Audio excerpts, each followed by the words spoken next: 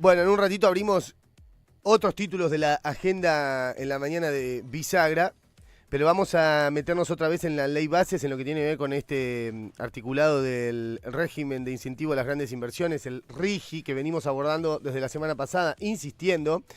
Un tema sobre el que han referido luego diferentes figuras públicas, obviamente de la política, como el gobernador Nacho Torres de nuestra provincia. Por eso nos interesa seguir insistiendo con el tema, ¿no?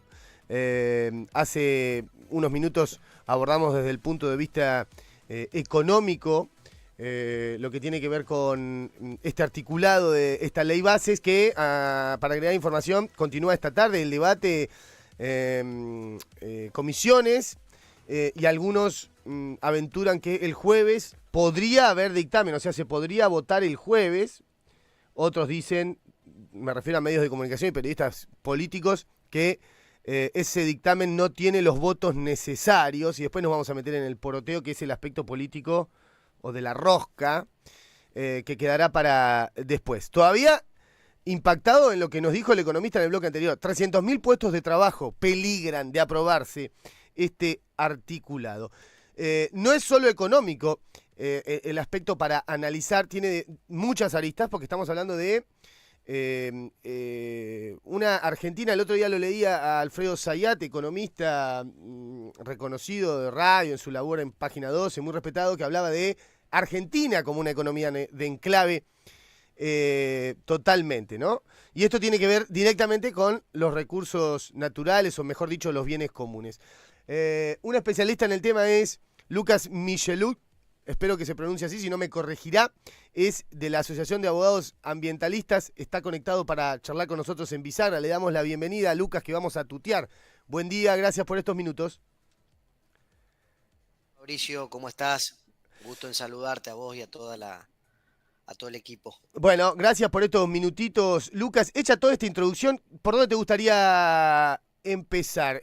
A modo informativo, introduzco diciendo que más de 40 organizaciones, hasta donde leí, seguramente después se sumaron más, desde el punto de vista de los recursos naturales o especializados en este aspecto, se habían pronunciado rechazando este articulado del RIGI de la ley bases. Sí, tal cual. Se hizo un relevamiento de unas 50 organizaciones, Fabricio, en total. 50. Hicimos un cierre, obviamente, para presentarlo a todas las presidencias de los bloques del Senado, solicitando el rechazo de esta nueva versión de ley ómnibus, que sigue siendo totalmente regresiva en materia ambiental, socioambiental, a pesar de que no se involucra en esta oportunidad contra leyes fundamentales, como era la versión anterior, ¿no? De la ley de bosques, la ley de glaciares, la ley del fuego. Claro. Pero ingresa o sigue insistiendo con regímenes y con modificaciones que son regresivas desde lo socioambiental y que tienen un profundo impacto socioambiental. Y cuando digo socioambiental me refiero que no se puede escindir lo ambiental de lo social, ¿no? Nosotros estamos discutiendo un montón de impactos, también en clave ecológica, en clave climática, pero social y también económica, ¿no?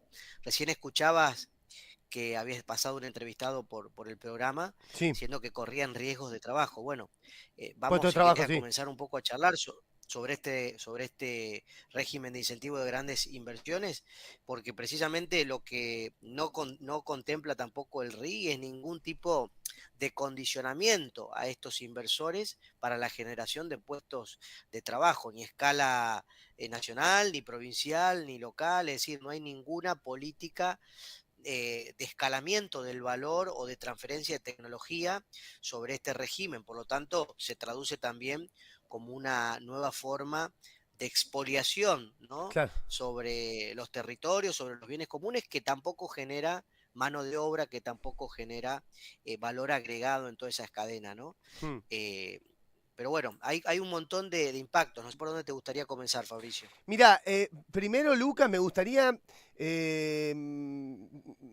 contrastar esto que he leído, a ver si es verdad o no, de que, por lo que entendemos, se pasaría por encima de las leyes provinciales respecto de la disponibilidad de los recursos naturales o de los bienes comunes haciendo una excepción, haciendo una especie de modificación de hecho de la Constitución Nacional. ¿Estoy diciendo bien o estoy diciendo mal? No, estás diciendo muy bien. Digo esto para contextualizarlo, ¿no? El RIGI es un régimen de promoción de grandes inversiones que tiene un piso de 200 millones hasta 1.000 millones. Es un régimen que se le aplican a todos estos Sí, inversores y más de 1.000 millones tienen un régimen todavía más agravado, de mayores, digamos, beneficios aduaneros, tributarios, cambiarios y una serie de regulaciones.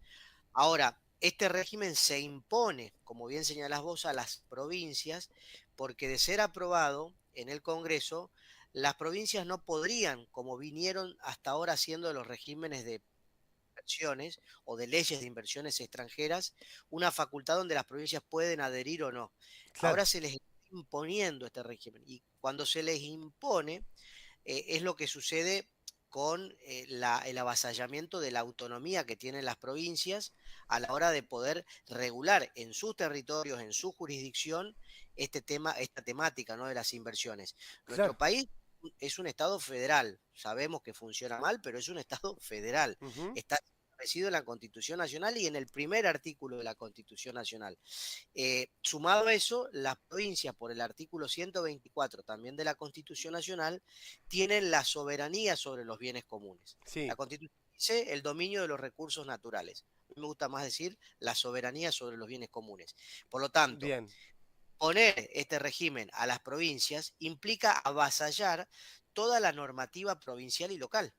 Entonces, ahí está lo que vos recién señalabas. Este régimen, en los hechos, lo que va a implicar es que se puedan imponer la legislación nacional o provincial o local, digamos, la que diseñan los gobiernos locales, comunas y municipios, estableciendo un régimen especial. Por eso también muchos constitucionalistas están diciendo que esta reforma, lejos de ser una reforma legal, es una reforma constitucional, que estaría modificando en definitiva la Constitución Nacional y por eso sería manifiestamente inconstitucional, ¿no? Entonces, podría haberse frenado mucho antes también. No me quiero meter con vos, aunque sos abogado del rol de la justicia, digo, de la conducción política de la justicia, estoy hablando cuando hablo de la justicia, que podría haberse ya pronunciado al respecto y frenado esto y ahorrado todo esta angustia y esta posibilidad de aprobarse. Aunque sé que la justicia y su conducción siempre dice no vamos a arreglar nosotros lo que tiene que arreglar la política, ¿no? Pero es muy escandaloso. Es totalmente escandaloso. Ahora, Fabricio, Sí. este es un proyecto que aún no ha sido aprobado y hoy Mm. está toda la energía, toda la incidencia puesta en el Senado para que no se apruebe este proyecto. Seguramente se le hagan serias modificaciones a este proyecto. Entonces, hoy la justicia difícilmente podría intervenir. Pero si este proyecto se llegara Bien. a aprobar, con todas las regresiones que te comentaba, con todos los impactos que tienen sobre las autonomías de las provincias y demás, no hay lugar a dudas que se va a judicializar. Por eso, digamos, hay cuestiones que son muy grosas, muy groseras, muy burdas, Sí. y es como temerario, ¿no? Cómo avanza el Poder Ejecutivo, cómo avanzan, inclusive cómo dejan avanzar, digamos, esta oposición acuerdista, ¿no? Que le está dando cierta Sí. gobernabilidad, entre comillas, para que esto pueda estar siendo discutido en el Senado hoy día, ¿no? Lucas, para vos, ¿cuál es el aspecto en donde hay que enfocar la discusión sobre este tema? Nosotros te planteamos algunos que se pueden desarrollar largamente, pero para vos puntualmente, te lo ato con la pregunta que me quedó, perdón, pendiente de la conversación anterior o del ida y vuelta anterior. Acá en Chubut hay, pues lo quiero traer bien al pago local, ¿no? Una ley que prohíbe la actividad de minería metalífera a cielo abierto, que tuvo su modificación en diciembre de 2021 y estalló una pueblada, el Chubutazo, ¿no? El Vos seguro, chubutazo, claro, vos claro. estás al Sí, tanto, sí, nuestra audiencia sí, sí. seguramente también, pero lo quiero traer bien al recuerdo caliente de aquello. Con lo que vos nos estás señalando es esta ley que hoy nos ampara ante la minería metalífera, además del poder que la calle demostró, podría quedar sin efecto de aprobarse esta ley. Bueno, a ver, O por lo menos se hasta que termina. la justicia falle en contra o lo frene desde otro lado, ¿no? Pero en la práctica podría ser. Sí, es muy complejo este régimen de cómo Sí, va a impactar, pero digo, para señalar algunas cosas, Fabricio, sí, este régimen está orientado hoy, como está la nueva versión, es plata, una cuestión de plata. O sea, vos tenés hoy 200 millones de dólares Sí, y podés ingresar dentro del RIGI, que inclusive ni siquiera lo tenés que tener, digo eso también para ser muy claro, los inversores se pueden asociar entre sí, de capitales nacionales y extranjeros, pueden inclusive hacer un empréstito, ir con cláusulas de devolución, digamos que ni siquiera hay que tener la disponibilidad física de ese dinero. Lo tremendo. cierto es que si se tiene ese dinero, Sí, la pregunta sería quiénes pueden hoy acceder, ¿no? Y ahí hay como, ahí emergen, ¿no? Cuáles son los sectores que estarían beneficiados por este RIGI. Y ahí está muy claro la agroindustria, el sector forestal, la minería que vos señalás, el gas y el petróleo, bueno, la energía, son los grandes sectores que están presionando, que están, digamos, promoviendo que se sancione este régimen. Y ujú, ese sector es un sector que no es nuevo en nuestro país, porque tiene una lógica de modelo extractivista, sí, exportador, de reprimarización de nuestra economía, lo que te decía antes, ¿no? No está ni siquiera el régimen pensando en un escalonamiento de la cadena de valor, todo lo contrario, es reafirmar lo que ya venía desde tiempos coloniales, que en la década de los 90 se terminó de moldear con la gran reforma del Estado, que lo que está buscando este régimen es ir hacia una mayor profundización. Y ahí sí, cuando uno analiza los impactos ecosociales que ha tenido el extractivismo en nuestro país, se da cuenta que las regiones en donde se ha fomentado, por ejemplo, el extractivismo del agronegocio, la gran pampa húmeda o el gran Chaco o el extractivismo forestal, los índices de desempleo, de desocupación, de desigualdad social son enormes. Provincia de Chaco, provincia de Santiago del Estero, que históricamente vienen siendo depredados en sus recursos forestales, están en una situación de empobrecimiento total.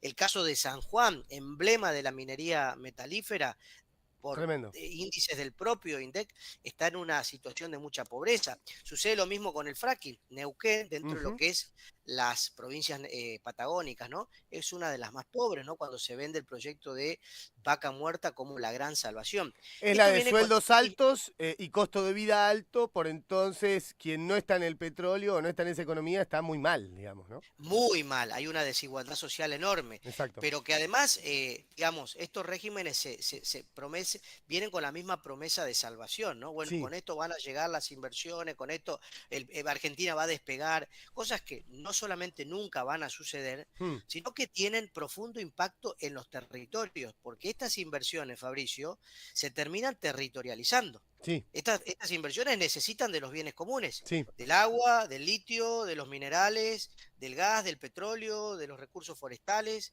Entonces, a la hora de poder territorializar, empiezan los conflictos socioambientales, ¿no? Empieza Claro. la disputa de esos bienes comunes de las comunidades locales, comunidades Ujú. de pueblos campesinos, comunidades de pueblos originarios, pequeños inversores que son de pronto desplazados, donde existe una profunda desigualdad, que no tienen todos estos beneficios tributarios, aduaneros, cambiarios, ¿no? Sí. Entonces, es un modelo, no solamente lo que te decía antes de lógica colonial, sino de profundo saqueo sobre nuestros bienes comunes. Y acá hay algo que sí me parece muy, muy importante, porque este régimen establece algo que no tienen ni siquiera otros regímenes de inversiones extranjeras en el mundo, ¿no? Viste que Argentina siempre se caracteriza por dar la noticia, ¿no? Sí, sí. Bueno, Argentina tiene algo así como 50 tratados de protección de inversión con distintos países, ¿no? Las famosas leyes de inversiones extranjeras, como la ley de minería, por ejemplo, ¿no? Sí, Que es sumamente protectoria, tuitiva del sector minero, que sí, establece tremendo. prácticamente una minería a costo cero, ¿no? De estas empresas transnacionales. Ahora, como está diseñado en la ley Ómnibus, el RIGI, permite que los inversores extranjeros, pero también, y acá el subrayado, también los inversores locales o nacionales puedan estar protegidos por este régimen y puedan demandar al Estado nacional ante organismos extranjeros. Sí, Esto es gravísimo.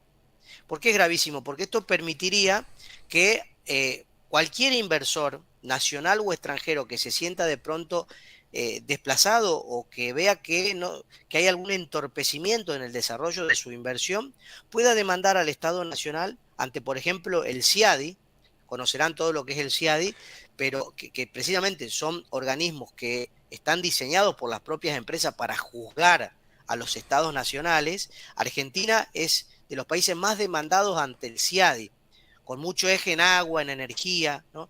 Entonces, imaginemos un escenario, para no extenderme tanto, Sí, donde no solamente los empresarios transnacionales o de capital extranjero, los propios nacionales puedan, en lugar de tener que ir a demandar al Estado Nacional en Argentina, en los tribunales de Argentina, hacerlo ante tribunales extranjeros, ¿no? sí. Entonces, es una sesión también de soberanía, de profunda entrega de soberanía sobre cómo tienen que resolverse los eventuales conflictos, estos conflictos que yo te mencionaba antes, que están hoy con el extractivismo y que se van a agravar con este régimen, ¿no? Entonces, eso es muy grave porque nos puede colocar en una situación de demandas sistemáticas contra el Estado Nacional, que puede implicar precisamente que el Estado Nacional no quiera tener ningún tipo de regulación. Y eso es lo que en el fondo están buscando estos grandes pools de inversores, que el Estado deje de regular, deje de controlar. Por eso es que el RIGI no establece ningún tipo, no hace mención que estas grandes inversiones tienen que cumplir con la normativa ambiental, que tienen que realizarse los estudios de impacto ambiental, los estudios de impactos acumulativos, que hay que garantizar la participación ciudadana. Todo eso va a terminar siendo totalmente desplazado, derogados en los hechos, para no entorpecer el desarrollo y que el Estado pueda ser demandado ante el CIADI, condenado ante el CIADI, y por lo tanto también agravando el déficit fiscal. Fíjate cómo termina la propia narrativa del gobierno nacional de la ultraderecha en una franca contradicción, ¿no? Quiero salir del Sí, déficit fiscal, atraer inversiones, pero al mismo tiempo quedo expuesto ante los fondos buitres, que son en gran medida los que terminan luego comprando estas demandas, porque hay un fenómeno de la financiarización de las demandas, ¿no? Demando al Estado, pero como eso lleva muchos años, bueno, vendo, ¿no? Cedo los derechos tremendo. a grandes fondos buitres, que ellos continúan con estos procesos, ¿no? Claro, todo esto que señala Lucas Michelud, a quien estamos escuchando, lo vivimos, me acuerdo, en época del gobierno de Cristina, cuando había que pagarle a los organismos internacionales y ese Tal tire y cual, afloje tremendo de aquella época, ¿no? tal Así que cual. sabemos bien cómo es esto de los tribunales internacionales. Te quiero hacer algunas preguntas puntuales, Lucas. Eh, ¿Por qué acá en Chubut se está rosqueando? Te lo voy a simplificar, así ganamos tiempo, ¿no? En la charla, y voy a la pregunta directa. Se está rosqueando a favor del RIG y de los sectores empresariales, y mencionan siempre, pegadito a esto, del desarrollo, del rol que se le ha asignado, está reconocido abiertamente, ¿no? Dicho de otra manera, a la Argentina como productora de materias primas para la transición energética de otros países. Y ahí entra el hidrógeno verde. ¿Por qué necesitarían en Chubut de la ley bases para desarrollar el hidrógeno verde?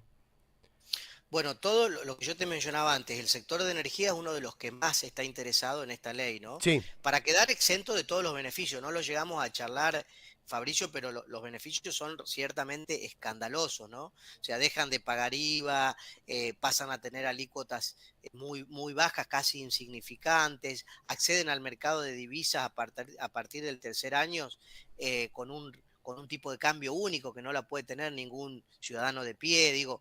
Ahora bien, todos sí, estos sectores lo que están buscando es profundizar, digamos, la frontera del extractivismo ligado a la energía. Por eso nosotros hablamos en este caso del extractivismo energético. El caso del hidrógeno verde está aún todavía en proceso de fuerte discusión, de debate, porque no es, como se lo está planteando, sustentable per se, ¿no? sí, Genera o insume un montón de recursos hídricos, tiene un fuerte impacto, digamos, también en materia de energía, porque se abastece una energía con otra. La lógica siempre va a ser, desde el punto de vista agroindustrial, sí. vender esto como un proceso de salvación, ¿no? Ujú. Está muy fuerte cuestionado el gas y el petróleo. A pesar de eso, hay como un avance del Estado y de las provincias para seguir quemando combustibles fósiles, Sí, avanzando sobre ampliando esa frontera hidrocarburífera, inclusive sobre el mar argentino, con las exploraciones sísmicas, ¿no? Con las perforaciones que ya han iniciado, inclusive. Entonces, vienen estas nuevas narrativas de salvación, ¿no? Bueno, ahora es el hidrógeno verde, ¿no? Como ahora es vaca muerta, ahora es offshore, bueno, ahora es el hidrógeno verde. Lo real y concreto es que esto no va a generar ningún tipo de beneficio social. Va a generar beneficio económico para los accionistas de estas empresas, para los grupos transnacionales, pero me animo a decirte que es más de lo mismo, Fabricio, ¿no? Es una lógica que se viene reiterando en el tiempo y que ya es hora, digo, que también el sector político, los funcionarios públicos, dejen, digamos, de vender pececitos de colores con estos y avancen sobre una profunda transición energética. Argentina tiene las condiciones para poder liderar una transición energética en nuestro país, con energías limpias y renovables, ¿no? Claro, Con pero eso es lo que, energía perdón que te eólica. interrumpo, Luca, porque eso lo escuché también. Pero claro, ellos quieren hacer la transición energética de los países desarrollados, ¿no? Vendiendo las materias primas Absolutamente. para que ellos lo hagan, no para nosotros. Viste que está medio disfrazado ahí lo del hidrógeno verde. Y vos decís, buenísimo, ahora vamos a hacer hidrógeno verde y vamos a dejar de quemar combustible fósil. No, no, eso lo vamos a producir el hidrógeno verde para vendérselo a la Unión Europea para que ellos empiecen esa transición, Exacto, teniendo todos exacto. nosotros para hacerlo. Lo mismo sucede, digo, en la reforma hidrocarburífera que tiene la ley Ómnibus también está Claro, destinada a fines de exportación, no ni siquiera al autoabastecimiento con tasas diferenciales. Y lo mismo está pasando con el tema del litio, ¿no? El carbonato de litio hoy sale en bruto, ¿no? Y está destinado a alimentar precisamente el desarrollo de los países del norte, es decir, para ir y claro. alimentar las baterías de Elon Musk. Elon Musk que ya ha dicho, que se ha tenido reuniones con el presidente, ha dicho, me interesa el norte argentino, me interesa el carbonato de litio. Está claro que eso es para el beneficio de los países del norte, ¿no? Por eso que Lucas, te estos interrumpo regímenes, porque me interrumpen acá o me aportan acá para traer a la discusión de esto del hidrógeno verde. Me dicen, bueno, pero nosotros no tenemos la guita para hacer esa inversión y aprovecharlo para nosotros, el hidrógeno verde. bueno, pero lo que hay que tener acá, digo, Sí, primero que nada, es que no se pueden llevar a costo cero.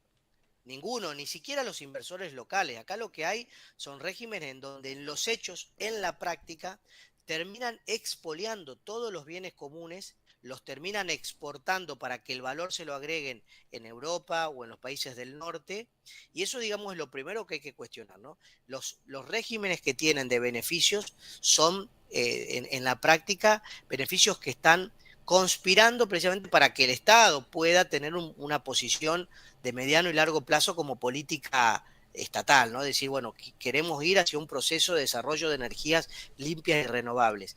Entonces, esto lo vienen señalando el Estado argentino, ya se acuerdan cuando Frondizi lo dijo, ¿no? Tenemos el petróleo, lo tenemos, pero no tenemos las inversiones, tienen que venir inversores. Acá no hay una política de xenofobia contra el inversor. De hecho, Argentina, por no, constitución, al contrario. tiene un gran beneficio, ¿no? Sí, Tiene las puertas abiertas. Lo que acá estamos planteando es que capitales extranjeros o capitales nacionales primero tienen que hacer un trabajo sustentable, hay que ir hacia un proceso donde estos modelos que son altamente contaminantes no lo sean. Por eso es que hay una profunda crítica que estamos haciendo las organizaciones sociales y ambientales hmm, con la profundización del extractivismo, ¿no? Y esto es, bueno, necesitamos transicionar no solamente en materia energética, sino también en materia productiva.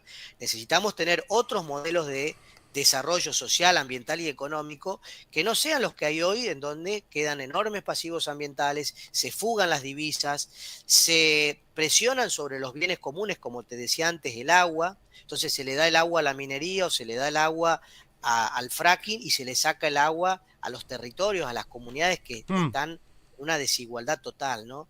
Entonces digo, ojo con eso porque nosotros no estamos fomentando la xenofobia. Lo que estamos diciendo es que estos proyectos no van a traer salvación, que hay que pensar seriamente en el marco de una crisis ecológica y climática atroz, donde todos los claro. indicadores de todos los científicos nos están diciendo, bueno, los límites es el 2030, el límite de irreversibilidad o punto de inflexión es el 2050, entonces no tenemos toda una vida para comenzar a diseñar una transición energética desde abajo, no desde arriba y desde las corporaciones. Por eso, en el fondo, lo que está también en discusión, y con esto cierro, Fabricio, en materia energética, es también energía para quién y para qué.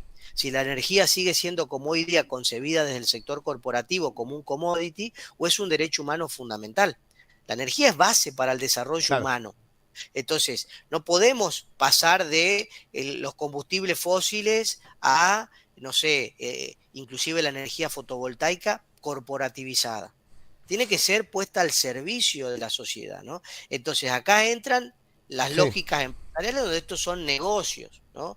que tienen que ser a costo cero, porque vienen a traer empleo que nunca lo traen, ¿no? Entonces estas empresas, como tiene el RIGI hoy, ¿no? Un sistema donde quedan beneficios por 30 años. Yo les decía, los límites son 2030, 2050, o sea, usted imagínense la degradación ambiental que estos proyectos traen cuando tienen una estabilidad que no te pueden tocar por 30 años, ¿no? Es grave, es muy grave todo esto. Te hago la última, Luquitas. Sé que estás apurado y ya te hemos robado mucho tiempo para entender. ¿Por qué la Unión Industrial apoya parte del proyecto, pero critica o pide cambios en el RIGI? Bueno, la Unión Industrial tiene una lógica que es permeable, digamos, a los sectores corporativos concentrados. Siempre lo ha sido. Y en este caso, los inversores nacionales, ¿no? Claro. Yo no tengo muy presente la letra fina sobre el cual está haciendo este cuestionamiento. He escuchado obviamente las declaraciones.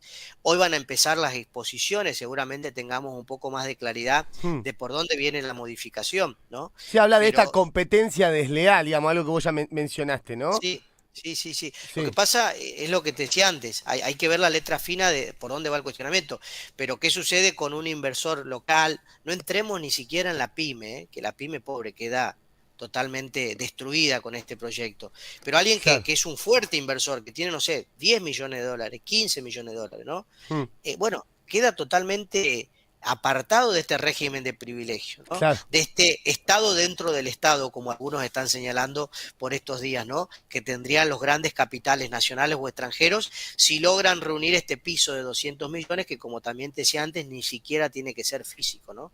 Entonces, Claro. lo natural es que haga un planteo de falta de igualdad de armas, de una competencia desleal, pero en el fondo lo que tendría que cuestionar es el régimen en general, ¿no? Claro. Porque hoy vos estás dejando abierto para que, no como yo te decía antes, los 50 países que tienen tratados bilaterales, 200 países del mundo hoy pueden venir y beneficiarse con el régimen en nuestro país, ¿no?